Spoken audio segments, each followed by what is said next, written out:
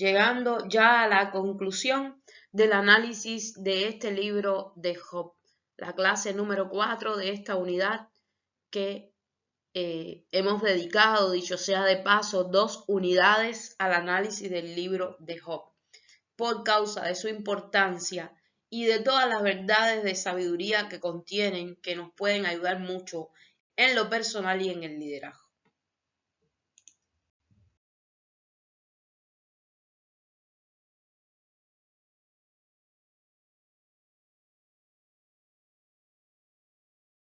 De Job y demás escenas personales y colectivas que Job tuvo que experimentar durante todo este proceso de su vida. Por lo tanto, ahora analizaremos, además de darle conclusión al tema, la persona de cada uno de los amigos de Job.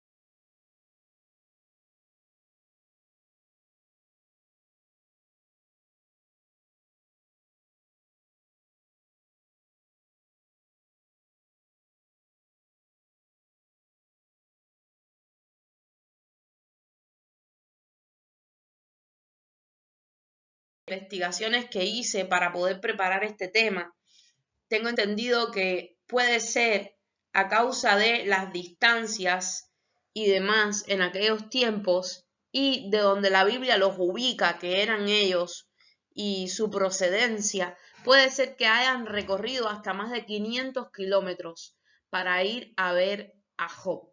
No sabemos con exactitud si llegaron prontamente a ver a Job inmediatamente que él tuvo todas estas desgracias y todas estas situaciones. No sabemos en qué momento específicamente del proceso que Job estaba pasando llegaron sus amigos. Si fue ya cuando la prueba había avanzado mucho en días, no lo sabemos. Lo que sí sabemos es que evidentemente se movieron muy hospitalariamente, muy sensiblemente ante el dolor de Job, a verlo y a preocuparse por él. A su modo, ellos son como la esposa de Job. Ellos también son hueso y carne con él, en su identificación con sus sufrimientos. A su modo, cada cual tiene una manera de transmitir los afectos, de transmitir un lenguaje de amor y de preocupación. La consolación de ellos se manifiesta en los métodos tradicionales de manifestar el desconsuelo, mencionados en el capítulo 2, versículo 12. Tal vez ellos están proveyendo algún medio por el cual Job mismo pueda expresar su propio pesar. Ellos, con su acción, con su llegada, con su persona en este lugar, pueden estar siendo un instrumento, a pesar de que no en todos los momentos acertaron con respecto a la consolación que le brindaron a Job, pueden estar siendo un instrumento por donde se pueda encauzar, aliviar el dolor de Job. Tal vez cuando uno necesita llorar, la presencia de gente que llora pueda generar la necesaria liberación y dar respiro y de alguna manera aliviar la angustia tan grande que se siente. Recordemos que Job estaba evidentemente por sus palabras, que después a partir del capítulo 3 empezamos a ver sus manifestaciones ya habladas, que le hizo mucho bien a Job hablar auténticamente para poder ser sanado, para poder ser edificado de alguna manera y poder salir de aquella situación de angustia que le había provocado la prueba. Esta clase de duelo es efectivamente terapéutica porque permite a uno afligirse por una pérdida muy trágica y en la aflicción permite que la persona pase a la siguiente etapa de su vida.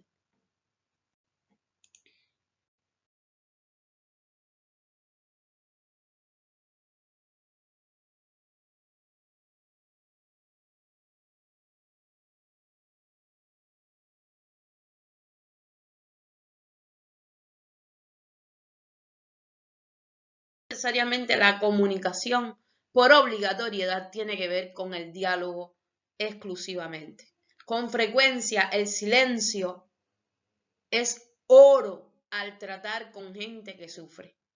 Tan simplemente estar allí junto a ellos es muy significativo y es lo mejor de todos. En ocasiones como líderes, la mejor ministración que podamos dar a una persona que está pasando por momentos de angustia, un homólogo, un vecino, un familiar, es estar en silencio y tener presencialmente la oportunidad de poder darle consuelo a la persona con la presencia de uno.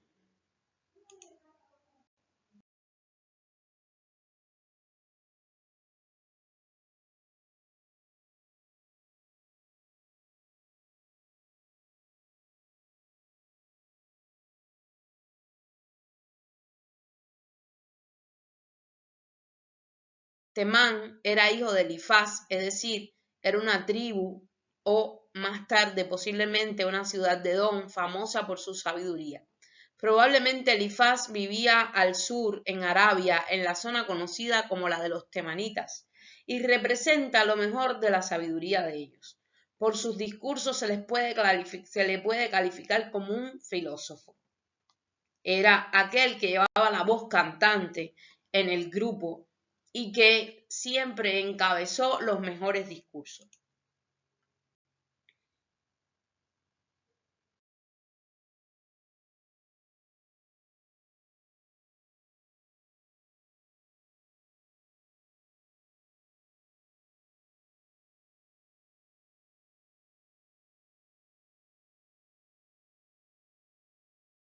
Hablaba la autoridad de su visión. Cortés hasta cierto punto, preocupado por su amigo, y le sugirió soluciones a los problemas que presentó. Sin embargo, cuando comenzó a perder en el debate, cambió de actitud y perdió los estribos. Al escucharle en forma abstracta, hay mucho bien en lo que dijo. Sin embargo, para la situación de Job no era aplicable. Hablaron muchas palabras, pero descontextualizadas, porque para hablar en medio de una situación así necesitamos la sabiduría de Dios.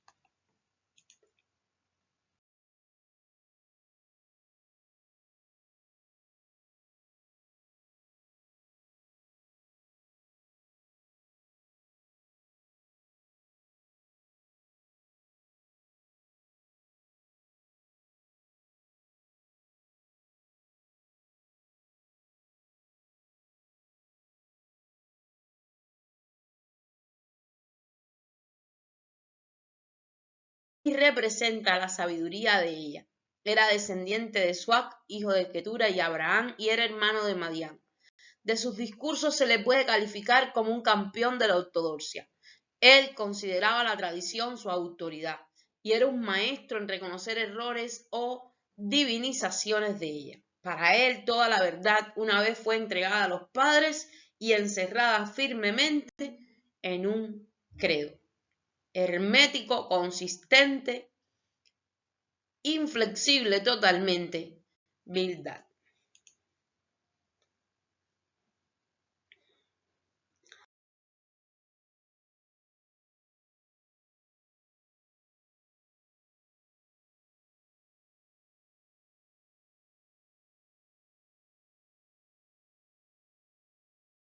Tendió a la exageración. Su lenguaje áspero, rústico, fue el primero en acusar a Job de ser un pecador y lo increpó por su soberbia al tratar de alcanzar las cosas profundas de Dios. Bien agudo, Zofar, y evidentemente nada consolador para Job.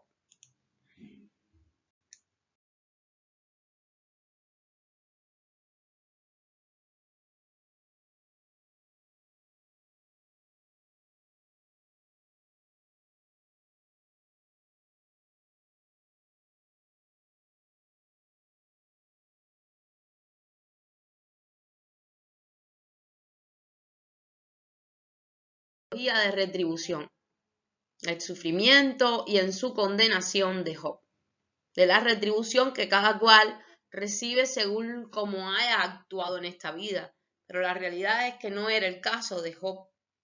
Job, su caso era un poco más complejo. Diferencias de opiniones que tuvieron, sin embargo, no concordaban en cuanto a sus conceptos de la autoridad.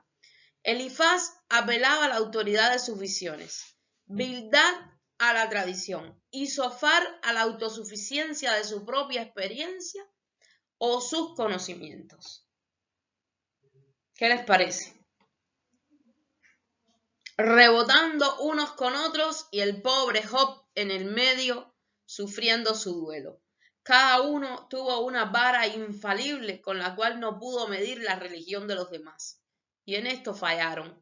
Las verdades que se representaban llegaron a ser medidas por las cuales podían excluir a otros de su compañerismo. A veces nuestras palabras, cuando no son dichas como conviene, como lo dice el proverbio, espantan a muchos, alejan a los amigos, también como dice el libro de los proverbios. Por lo tanto, nuestras palabras debieran ser, como en la lección anterior dije, como manzana de oro con figuras de plata, de manera que lleguen oportuna, agraciadamente y a la manera de Dios.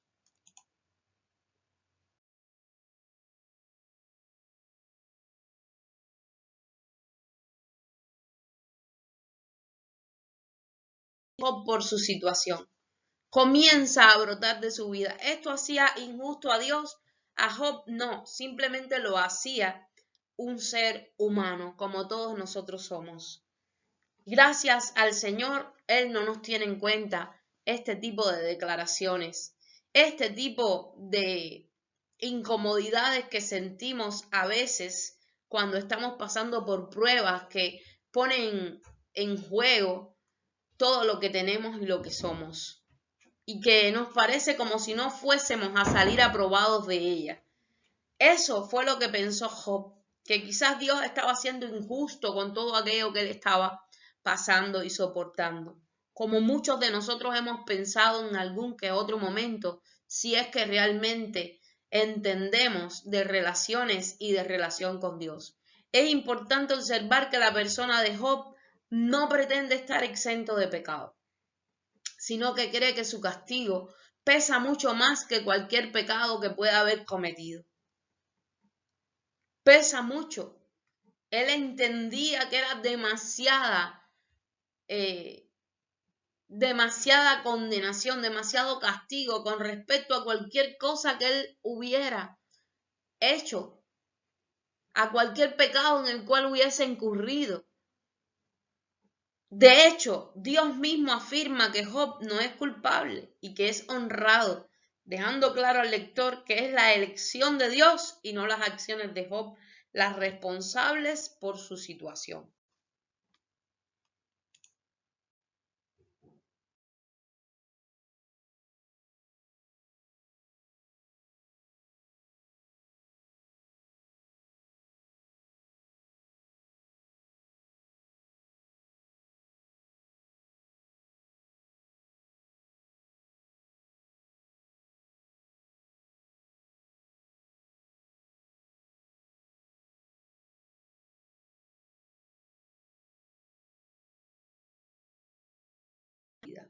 Esto es lo primero chocante que encontramos en la aparición de la escena de la persona de Dios.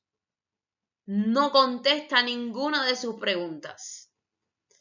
Dios no se enfoca en nada de lo que Job hubiera podido decir desde su tristeza y su duelo. A Job no se le dice por qué ha sufrido tampoco. Todas las dudas y preguntas de Job son destruidas por la presencia de Dios. Se quedó mudo Job. Hubo dos intervenciones. Job no pudo hablar palabra delante de Dios, porque cuando la presencia de Dios se derrama, es tan sublime, tan profunda, tan impresionante. Es tan impresionante. Hay un coro que a mí me gusta mucho que dice, porque el amor de Dios es impresionante.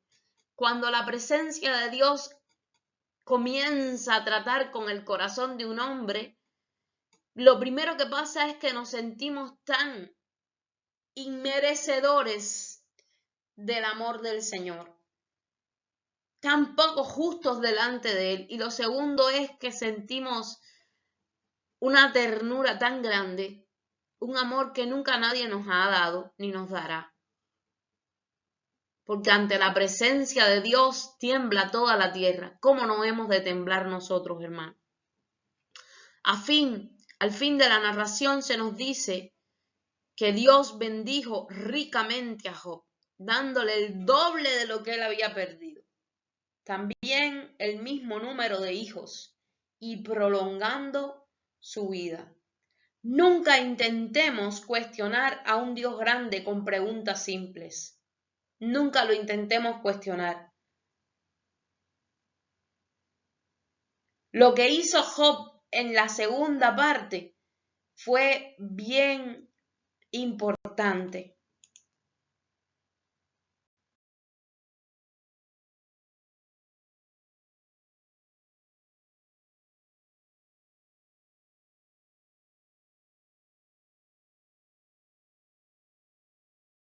Extremadamente exquisito.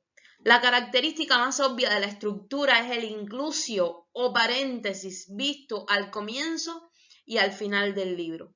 Este paréntesis toma un sinfín de formas. En un nivel más simple, el prólogo y el epílogo son escritos en prosa, mientras que el resto del libro aparece en un estilo elevadísimo con corte poético. La introducción y conclusión presentan a Job como un hombre feliz, bendecido y contento, mientras interviene en los discursos, explora su experiencia de sufrimiento y pérdida en el resto de los capítulos. Los ciclos de discursos entre Job y sus tres amigos son interrumpidos por dos entrevistas de Yahvé con Satanás y dos entrevistas de Yahvé con Job. Hemos dicho en clases anteriores que nunca más el enemigo de nuestra alma volvió a ser mencionado en el libro de Job. Además, hemos dicho también que en la primera experiencia de Job con Dios no pudo hablar palabra. En la segunda experiencia se arrepintió delante de Dios y reconoció su maldad.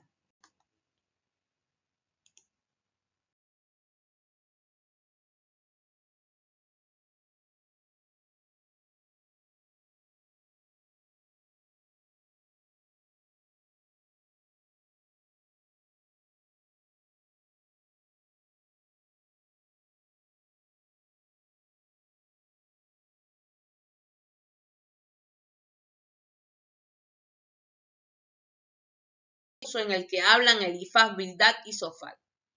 Job responde a cada uno por turno. En el tercer ciclo, el discurso de Zofar se pierde y se presenta en su lugar a Eliú. Hasta aquí un personaje desconocido, quien entrega un extenso discurso en el que resume lo que los amigos han dicho y prepara el camino para los discursos de Jehová que vienen a continuación.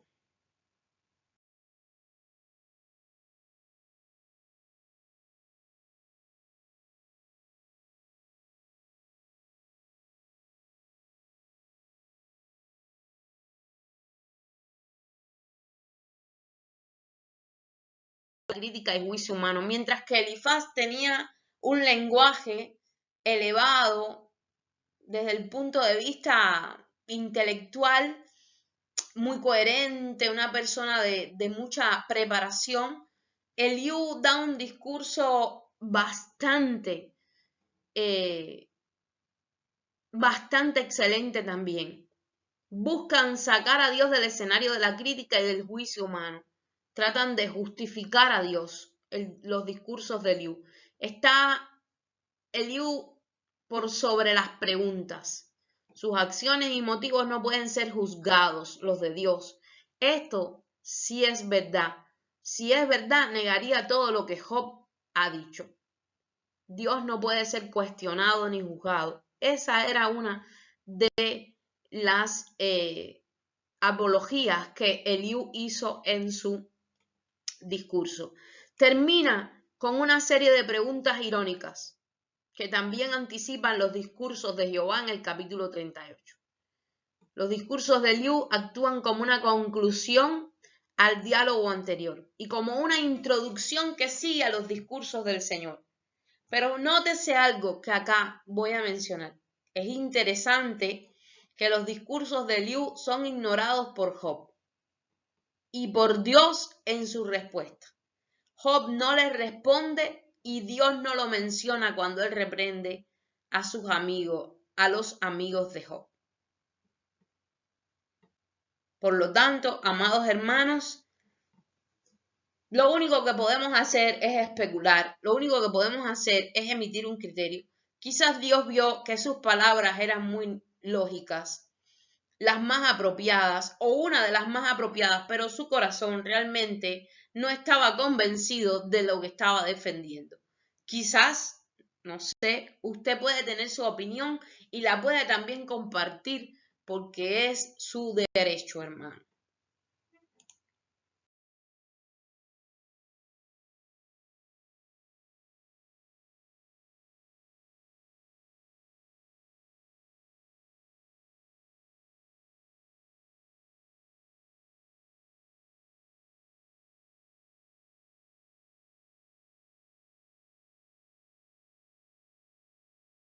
De Job. Él simplemente subraya la incapacidad de Job al compararlo con Behemoth y Leviatán, dos de las criaturas de Dios que son inmensamente poderosas, pero están completamente bajo el poder de Dios. Y no se pierda, hermano, tratando de descubrir qué cosa es un Leviatán o qué cosa es un Behemoth. Hay características en algunos que otros libros de estos animales, pero eso no es lo más importante. Lo más importante es el poderío y lo excelso de nuestro Dios.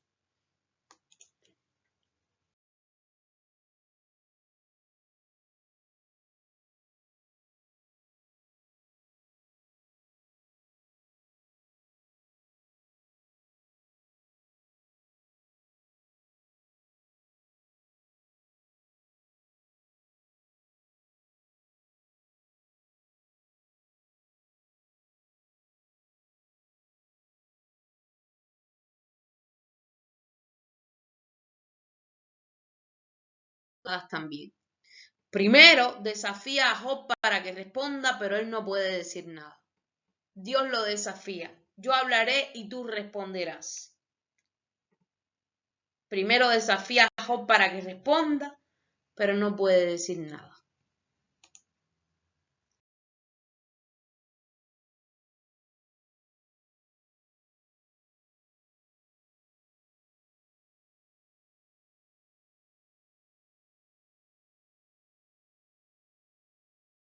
Una actitud de humildad.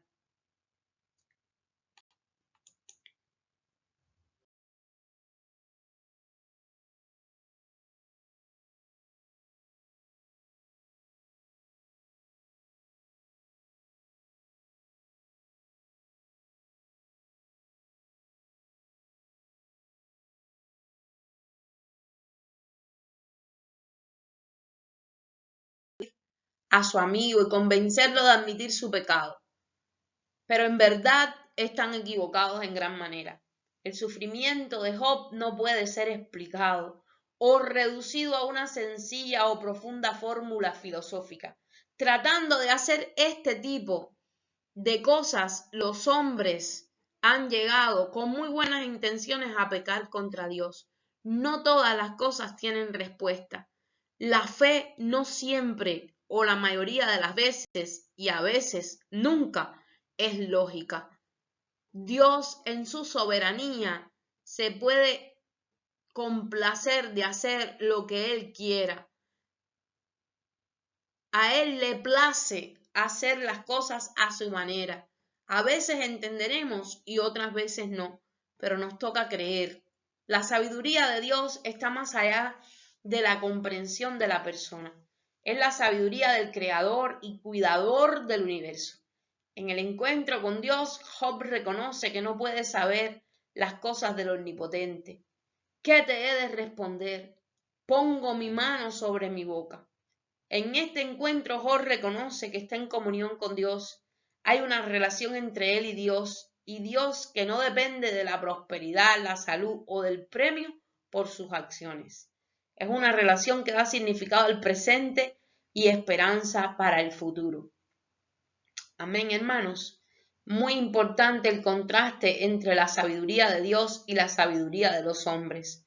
Con muy buenas intenciones está el infierno plagado, el camino al infierno plagado de muy buenas intenciones. Lamentablemente se acepta, es válida la actitud de los amigos de Job de quererlo animar, pero sus palabras lo llevaron a una más profunda aflicción. Por lo tanto, hermanos amados, tenemos que tener cuidado con nuestras palabras. Aprendamos del libro de Job y tengamos mucho cuidado y mucho tacto al aplicar los principios que hemos aprendido en este tema.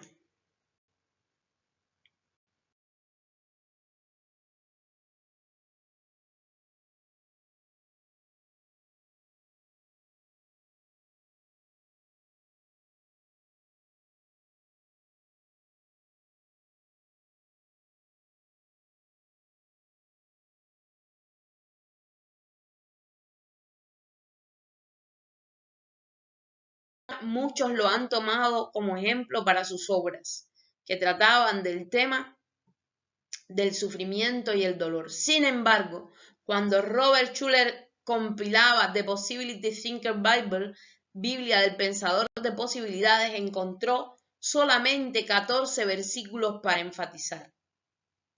Ya ven, tenemos derecho a emitir nuestros criterios, siempre y cuando no estorben la interpretación adecuada y correcta de la palabra. Si vemos el libro de Job versículo por versículo, en forma aislada será difícil captar un mensaje positivo, pero si lo miramos como un todo, sin duda alguna que veremos que se trata de un gran libro que habla sobre la fe bajo circunstancias sumamente difíciles. Por esta razón, su mensaje es apropiado para toda persona. Espero que les haya sido de una enorme bendición haber compartido conmigo toda esta disertación acerca del libro de Job. Espero que usted siga después indagando, investigando, también yendo a las citas bíblicas que les dejo como referencia y usted pueda ser enriquecido mucho más de lo que ya ha recibido con estos temas y estos encuentros. Dios les bendiga, nos vemos en el siguiente tema.